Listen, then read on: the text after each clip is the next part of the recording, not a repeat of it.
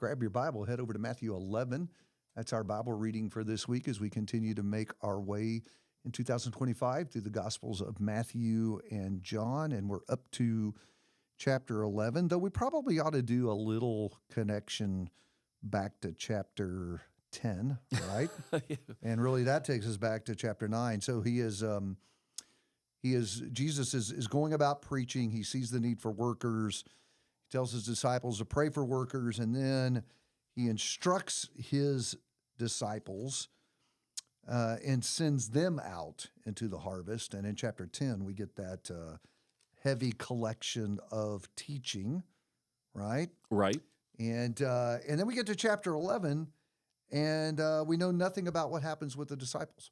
Yeah, ironically, they're gone. Yes. They're gone. The story continues on with Jesus. Yeah. Though I think in chapter 11, we're going to see some connections, though, between the warnings Jesus was giving them and then kind of the realities Right. that he encounters as we get into chapter 11. Right.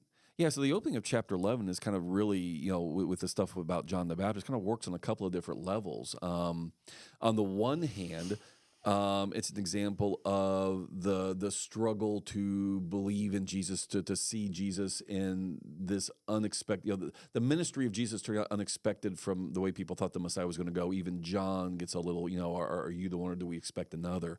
So, on one level, just, really discerning Jesus in the oddity of what his ministry is turning out to be.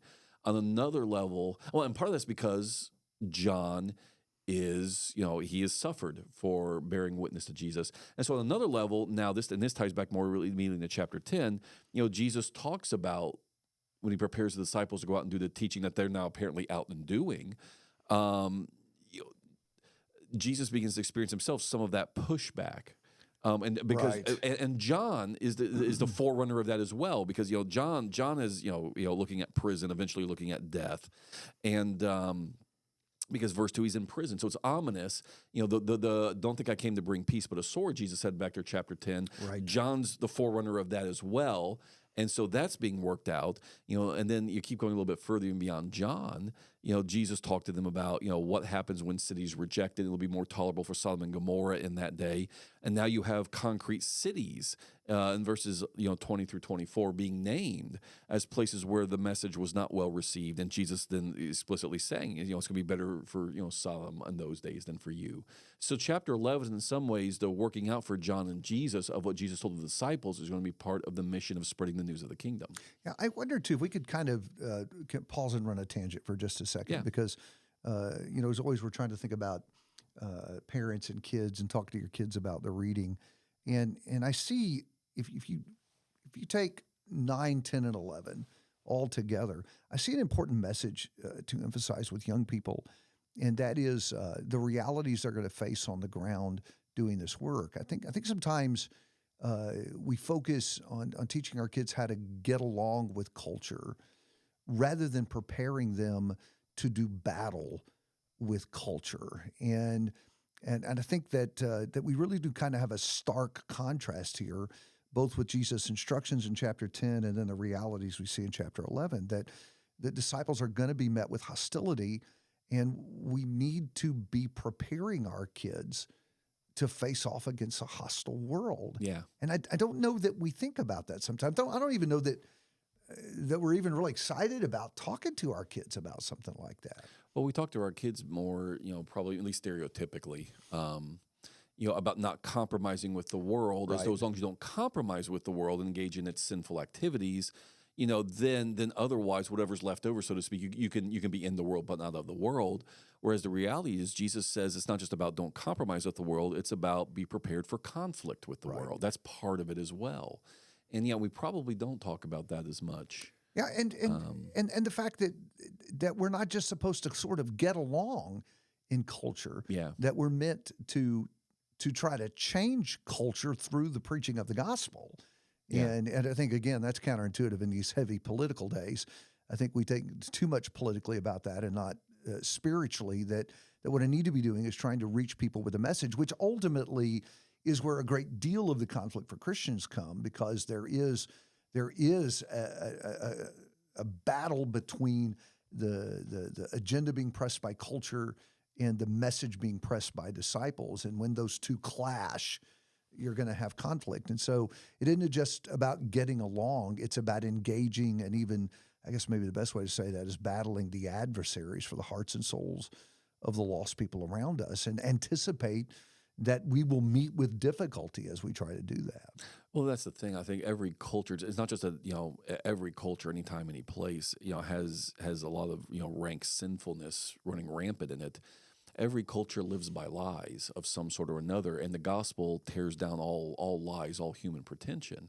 And so if you're simply just bearing witness to the truth of Jesus, it's going to, that truth is going to inevitably come into conflict with some sort of lie, some sort of shibboleth, some sort of value that's deeply embedded in any culture of any time, of any place. It can be different in different times, different places, Right. but the gospel will, because that's the thing we forget. At the end of the day, it wasn't, everybody wanted Jesus dead, because whether you were a Sadducee, which was the equivalent of kind of a religious liberal back in those days, to the Pharisees, who were the religious conservatives back in those days, to the run-of-the-mill people who were just disappointed he wasn't their kind of Messiah.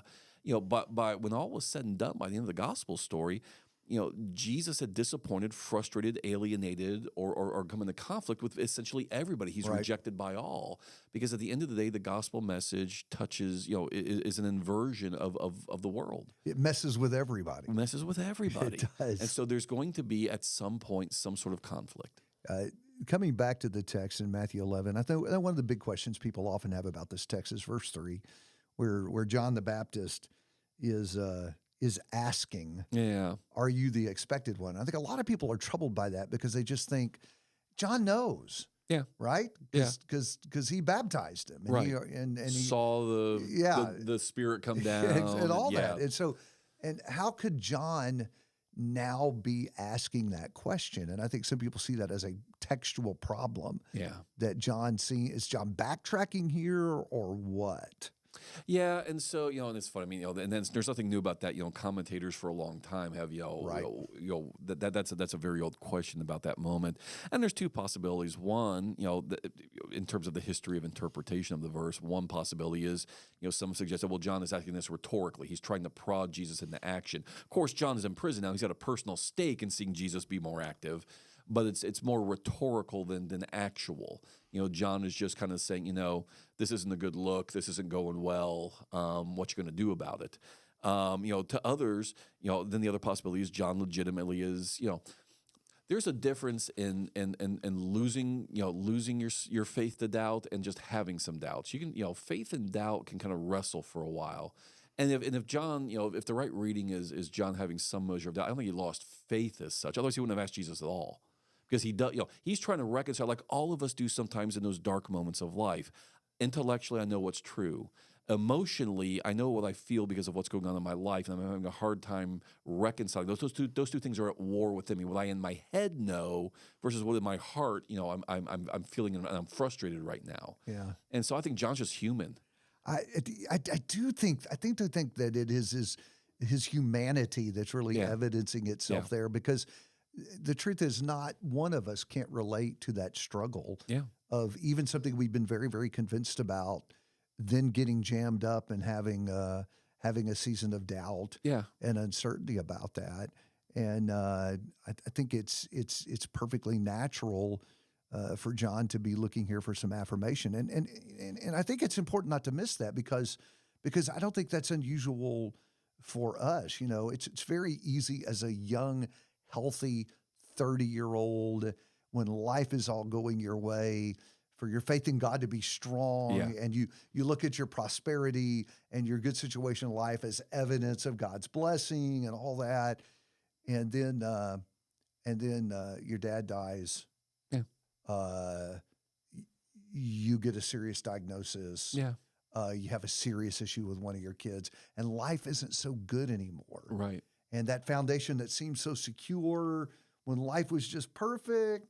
Well, and intellectually that the Bible makes clear that just because you live righteously doesn't mean you always get a good outcome in life, and that intellectually, but you're still feeling frustrated that in some way God has left you hanging, perhaps because I really was trying to live righteously, and yet nothing has worked out, or something's gone askew. Yeah. So I think it's And not surprising at all to find that John may have a dark season where he's struggling and wants some affirmation. I Right. think we want those things too sometimes. Right. The chapter, I think, closes, and you had kind of some dark segments of this chapter, but it kind of closes with this Upbeat. It does. Good news. This little Good piece news. at the end, this invitation. Yeah. What do you make of all that? Well, I think that's the thing is, in of course, we're supposed to be in Matthew, but, this isn't Matthew, but in the world you will have trouble, but be of good cheer. I have overcome the world. This is not a mark of God has lost the narrative or God has lost control. This is part of God's schedule, God's plan. And so don't get distracted or discouraged by the conflict, in the short term. The reality is this is the way to the true rest. And think about verse 30. My yoke is easy Yeah. and my burden is light. Right. That's a very interesting way to describe walking with Jesus. Yeah. When he's also described it as a straight and narrow way earlier Yeah. in chapter 7. Yeah. So how do you rectify that seemingly conflicting ideas? I think one way you recognize is, again, short and long term. Short. Well, and again, that's the. I mean, it's kind of like, if God forbid you get a cancer diagnosis and you go downtown to MD Anderson, immediately it's going to be hard, may well be painful. There's going to be a struggle, but things go well. In the end, you get your health back, and hope of a longer life. And so, that's the thing. We want the rest now, and part of what Jesus is saying. The reality is, you're in a fallen world. Satan is real. Sin is real. The struggle is real. And so, like it or not, right now you have a cancer diagnosis, so to speak. You're in this fallen world, and there's no getting around that. And so, as long as you're in this fallen world, the way is straight and narrow. It's a struggle, against sin, temptation, the culture, whatever. But in the end, my way really is a way to peace. And you see that in some of, as the disciples grow from disciples into apostles, you can almost sense that peace that they have even before they're dead in some of their writings. Because you do, Paul talked about the peace that passeth understanding will guard your hearts in Philippians. Paul wasn't, here yet in this story, but he had found a rest even in the midst of his very well documented troubles. Yeah. But that's the thing is, the more you spiritually mature in the way of Jesus, even before the full rest has come, you begin to have the peace that passes understanding. Yeah, and that's the thing that I think is really valuable here. That ultimately, however things may appear in a snapshot, in a moment of time, that ultimately you come to see that the lighter burden through life is the one that comes with following Jesus. And what ends up being the heavier burden is the people who choose the path of sin, heavier and more burdensome in every way. Right. And I think sometimes it doesn't seem that way. Sometimes that's counterintuitive. It seems like Christians have the harder way to go. And in a sense, that's right, but not in the ultimate sense. Yeah. It's all about time frames. It's all, yeah. It's all about time frames. That's exactly right. So something to ponder this week. Matthew 11 is where we'll be reading. We'll always remember that if you guys have questions, you'd like us to talk about them, we're happy to wrap those into the podcast as well. Hope you're blessed by your reading this week.